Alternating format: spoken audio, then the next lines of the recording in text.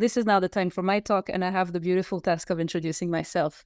I will do that to some extent because I think it's always interesting to understand a bit the background of the person talking to you.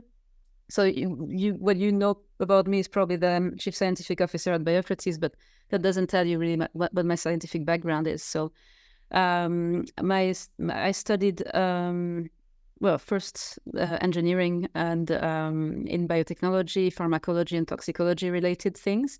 And then I did my Ph.D. in molecular biology using different omics, combining different omics together to understand the mechanisms of toxicity of chemicals in human kidney cells at the time. So this is what I spent most of my academic career doing. It was very, very interesting work looking into those different omic layers. And I must say, I remember talking with my supervisor and friend at the time. We were doing transcriptomics and proteomics and metabolomics, epigenomics. We loved it. And we were at that stage where we're like, it would be great to do lipidomics. But by the time I left the lab, it was still just the time when lipidomics really became a broader used method. And so I never got to using lipidomics at the time. And then when I joined Biocrates, I immediately started working with both metabolomics and lipidomics together. So I finally managed to get my hands on lipidomics data and get to work with the dataset as well, which is a very unique type of data. And this is some of the aspects I will discuss in my talk. So I will have a short introduction and then discuss the story principle, which is this framework that I designed to do the biological interpretation of metabolomics and how that looks for lipidomics, which if you've listened to any of my talks in the past, you know that I usually use metabolomics to describe both small molecules and lipids measurements. So for today, I'm making this dichotomy, which I don't normally do. But I will talk specifically about how to apply all those tools that I usually talk about, but specifically for lipids.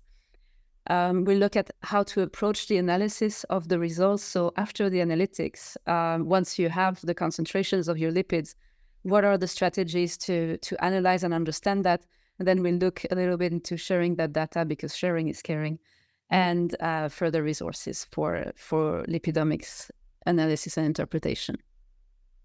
But so if you know any of our large panel kits, especially, you know it's always a mixture of small molecules and lipids. And so in blue, you see the classes of lipids, and then in ochre, yellow, you see the small molecules.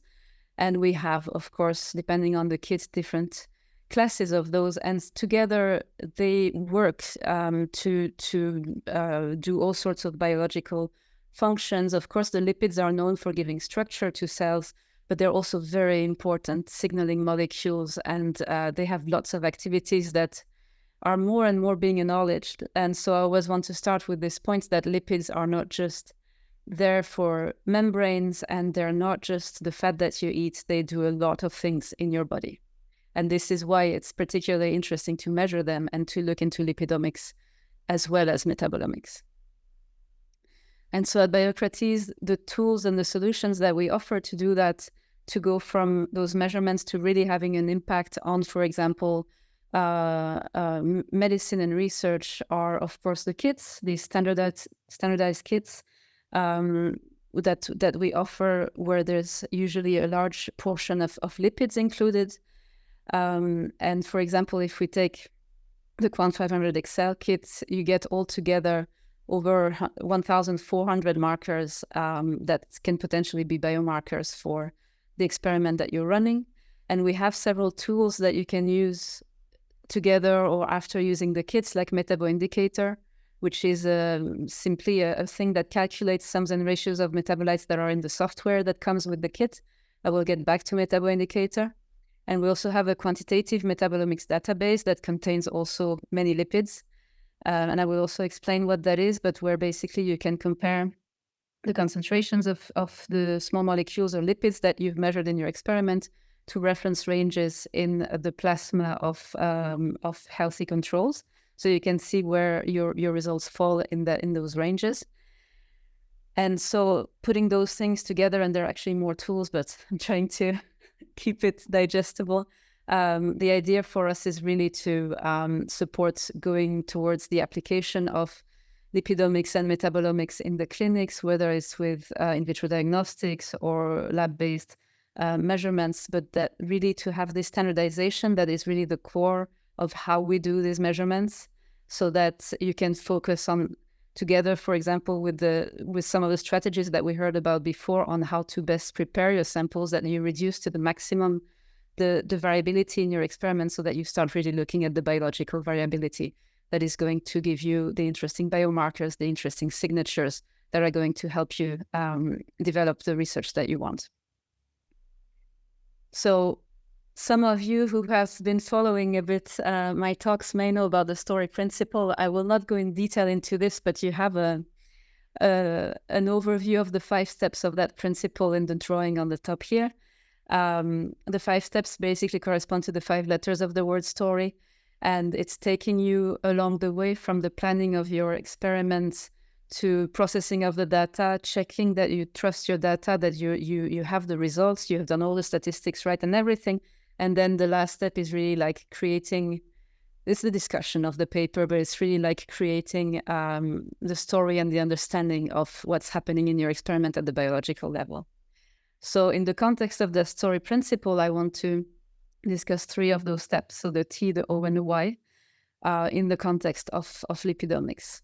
So the second step is tidy up your data. And this is where you do what is basically painful work most of the time. And that has been slightly alluded to by Lisa in her talk already. That can be quite cumbersome, especially for lipids. That is preparing your data set so that it's going to be compatible with the tools you want to use. And so I'm happy that Lisa mentioned that part, because this is something that takes a lot of time for everyone, not just for beginners or for people who are not used to lipidomics. It's always work because there are so many ways to name lipids. That's the identifiers. But there are also, for many lipidomic measurements, not just the ones at biocrates, but using mass spectrometry, very often you end up having isobars and isomers of molecules that are all coming in the same signal. So you can't quite know exactly if one is contributing specifically to the signal. You have to do some sort of, like, have some assumptions, and for each experiment, usually decide how you want to deal with this complexity of lipidomic data sets. So for people who are not familiar with those terms, you have the definitions of isobars and isomers here. I'm not going to get into details into this because I don't want to get too much into the chemistry. But the idea is really you have, for one signal, we've seen the example for the triglycerides, for example, you can have 10 different molecules that could be behind a signal. We have actually lists, and this is one point I want to make here, where we look for all the lipids, especially that are covered in a given kit. We have a list of potential isobars and isomers, and also the lipid map identifier corresponding to those molecules. And these lists are available. So the one on the left is for the Quant 500, the one on the right for the Quant 500 XL. And so this can help on the first level to get an idea of which metabolites or which lipids have more isomers and isobars possible in the background. Because if you're not a chemist, especially if, like me, you're the biologist doing the interpretation of the results, you might not be aware of those things. So it gives you an idea a bit of the complexity of the results you're looking at. And that can also give you some idea of how to deal and how to choose which ones to use. And people are not always aware of that, but in our software, you have identifiers for each analyte. So you can choose to see them or not see them, but you get identifiers for those analytes so that you can, as easily as possible, connect your results with different data analysis tools afterwards, using those identifiers rather than the name of the metabolite. But very often, as Lisa mentioned, you have to kind of simplify the structures or slightly modify the nomenclatures. And unfortunately, this is something that still has to be done, but that you can automate to some extent, because at least like with a targeted approach, you always get the same names that can come up. So if you always connect with the same data analysis tool, at least you can, for example, have some scripts that will automatically change the name to the right one in the next experiments. But you always have to do that work to some extent manually the first time, which is a lot of work, but unfortunately cannot be avoided. The third step, and also based on the data analysis step, is the operate your tool step. So this is where you use all sorts of data analysis tools, and often tools that have been developed by scientists who generously put out the result of their work online for other people to work. So there are lots of algorithms, lots of packages that you can use to analyze metabolomic and lipidomic data sets. This is only a very small fraction of them, but I wanted to discuss specifically MetaboIndicator, of course, because this is one tool that we've developed. Biopan is one that is also very specific to lipids, developed by Lipid Maps, where you also need to often simplify the description of the structure that you put in, and you can look at the different pathways of, especially of metabolism of different lipids from one molecule to the other. That can be quite interesting. But interestingly, I also have it on my slides, like Lisa mentioned before. In the end, all models are wrong, but some of them are useful. And so the idea is really, whatever tool you use, always to remember what it can and cannot do and what its limitations are, because no tool is going to give you all the answers that you want. So as long as you use them honestly for what they can do, they can really bring you a lot of things. And as Lisa as well, I always advise to use several tools and not just one, so that you get different perspectives. You kind of learn what can be seen in your data from those different angles, and then from that you can create your story in the last step. And that last step is called you connect the dots. That's the why of the story principle. And so I won't get into the details of this, but it's an interesting step because it's really the creative part. It's where you've had all your results now, and you can start at the beginning kind of dreaming like what could be happening at the metabolic level, at the systemic level, and then of course you back that with additional research, potentially with additional experiments, and then you really build the story behind your experiment and your findings. And very often when you do this, you end up learning a lot. So if you're a beginner in lipidomics, and my talk is really addressed here to people who are more accustomed to metabolomics and maybe don't know so much about lipidomics, so you need to learn the specifics of lipids. And so the nomenclature is one aspect, of course. There are places where you can learn this. Lipid Maps is a very good one, because this is where a lot of the nomenclature changes happen. The classes, how they're related to each other, the functions of the different lipids, the distribution of those lipids, where in which tissue they go, in which part of the tissue, in which part of the cell. Like, as I said before, it's not only cell membranes. Lipids are in many places and serve many functions. And the more you learn about it, the more fascinating it is. And I think once you start digging into lipidomics, you don't want to stop, because there's so much that they do, those lipids, but at the same time, there's so much that's not known yet that I think it's a very interesting field to dig into. So you can find a lot of information on this in Lipid Maps, and in the book, in the story principle, I also have a whole chapter where I made this introduction to lipidomics interpretation, where you also find information on those different points and also origins. So are these lipids made by our own metabolism, or do they come from our diet, and so on. And so some typical classes of lipids are, for example, triglycerides or triacylglycerols, and digging deeper into the different species and the different levels of those species in the blood, for example, can bring us a lot. So today, everybody knows triglycerides. You get that measured in your blood check. And we know it shouldn't be too high because it's linked to cardiovascular risk. But when you start to break down this big bulk of triglycerides, you can see that there are subgroups, and I will show another level in the next slide. But whether they're saturated or unsaturated is often linked to what we eat, and is often linked to insulin resistance, diabetes, and other sorts of metabolic disease. Whether you have long or short fatty acid chains on those metabolites also is linked to different patterns in health. So there is much to be learned about both the role of those lipids and how they can be used in medicine as markers.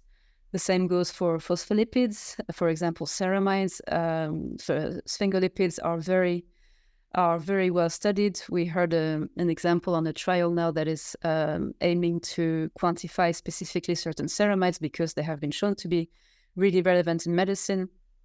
And again, those ones are not just part of membranes, they serve functions.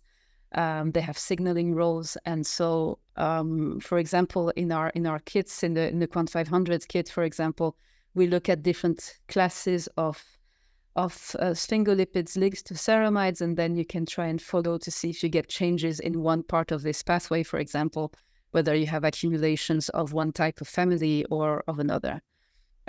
So the more you learn about these lipids, the more interpretation, of course, you can make afterwards of your results. So let's see how to exactly dive into that type of data. As I mentioned, when we measure lipidomics, we usually measure it together with metabolomics. So does that mean you just treat lipidomics the same as metabolomics? Well, yes and no. There are two approaches. And again, I would recommend to do both. So option one is you take everything together. This is something you can easily do with the WebIDQ software. So you have your small molecules, your lipids, and you give them all the same treatments, you take them all together. So they're just all features of a single data set. You do your pre-processing, missing value imputation. In the software, you will also have the possibility to apply metaboindicator, which I will get back to in a minute. This one allows you to calculate sums and ratios of the metabolites and lipids. Then we have QMDB, which I will also detail, and then you can apply your usual statistics. But for lipids, there is also an interesting alternative approach, that is to take them in isolation, because they belong to those groups, and to do pretty much the same thing, but at some point divide them into groups. So the triglycerides here, the ceramides there, etc., and then study those groups in a specific way. And you can also apply, of course, the statistics within those groups rather than on the whole lot of the data sets, if you wish. But so let's look at those metaboindicator and QMDB in a bit more detail.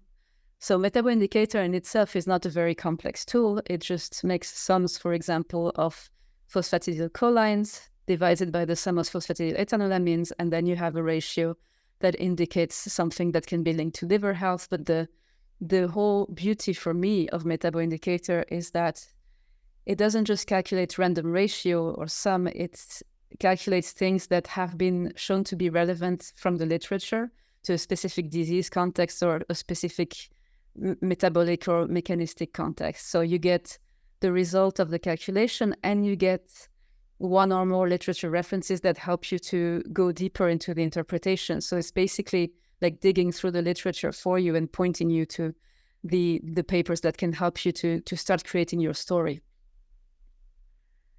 QMDB is another tool that is available separately from WebIDQ at the moment. But so it's basically a database of reference ranges for healthy human individuals, and it's exclusively plasma-based.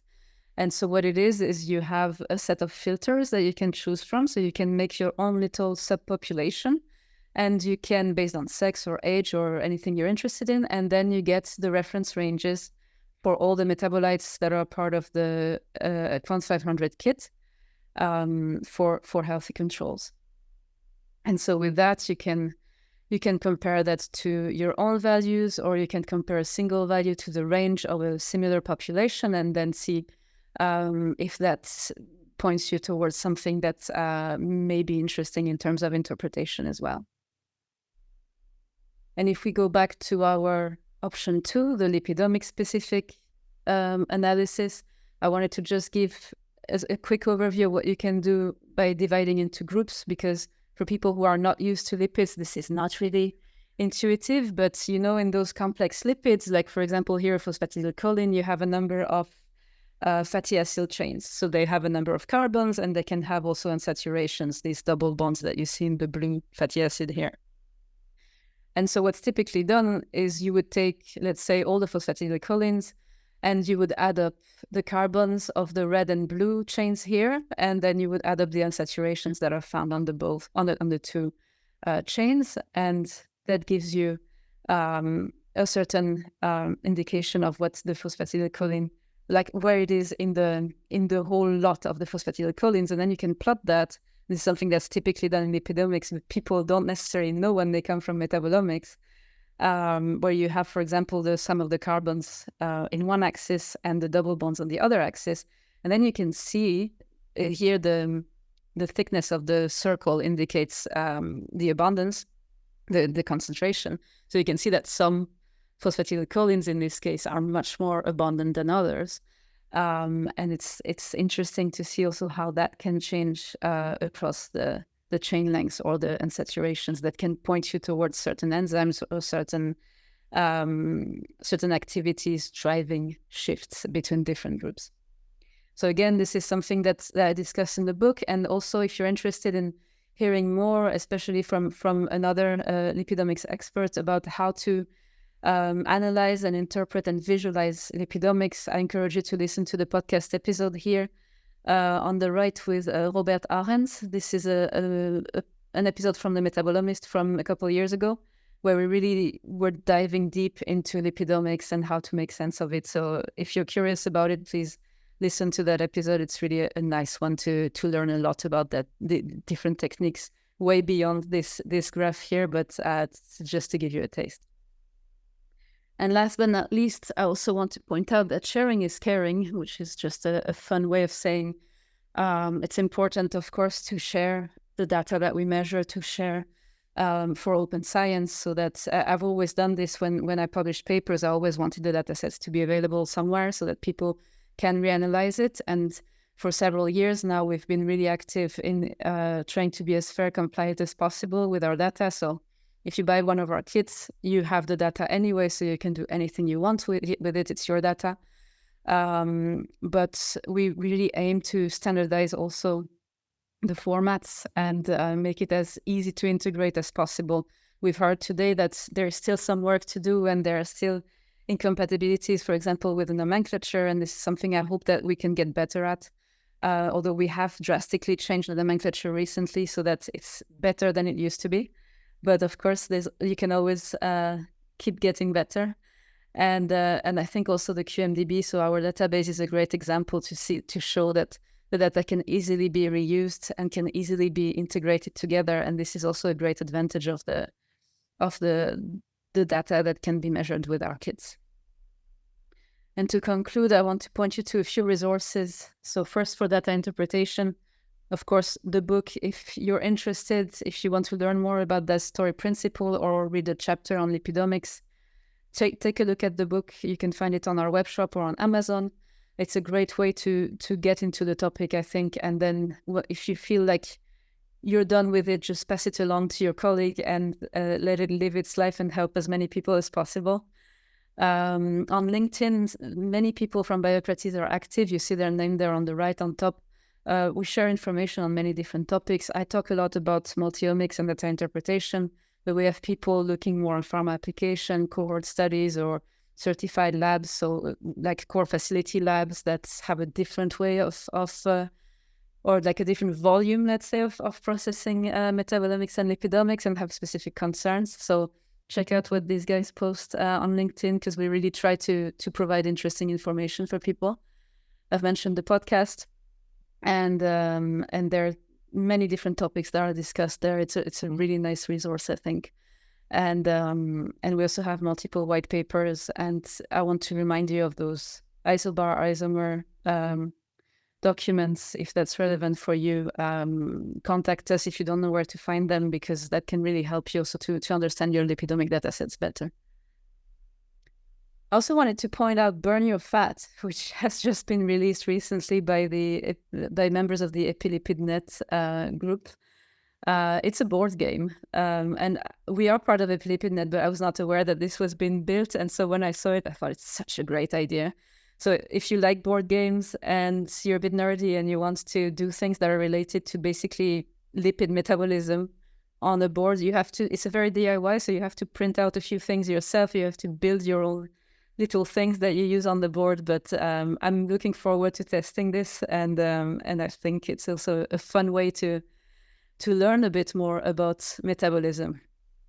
And lastly, I want to point you to our multiomics data analysis service that we just launched. So we typically use metabolomics and lipidomics together, but not everyone knows how to combine them. And also, if you have projects where we want to combine them with other omics, be it genomics, transcriptomics, proteomics, whatever, we now have a service where we can do that for you. So if you're interested, get in touch with us, you can get in touch with me or contact us through our website, and we can discuss your project with you.